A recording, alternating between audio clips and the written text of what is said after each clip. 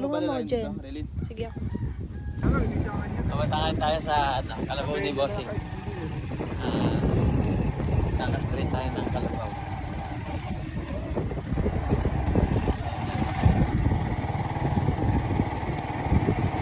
Ito na yung Kalabaw na ikakasting down natin.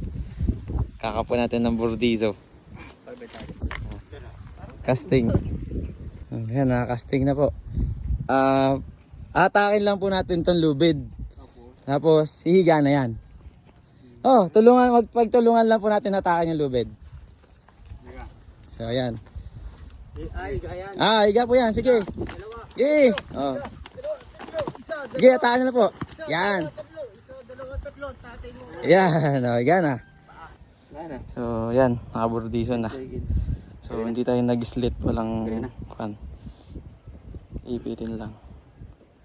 Oh, walang dugo. So, bloodless ba? Kaya yung iba kasi hindi naiipit maigi ng tama, no? Oo, kaya maganda. Kaya bumabalik. Pag inipit to, taas baba. Spray lang natin tapos bigyan natin siya ng antibiotic.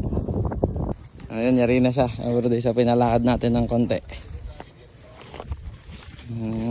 In-spray natin yung pinagganuan kasi yung balat nag-stretch.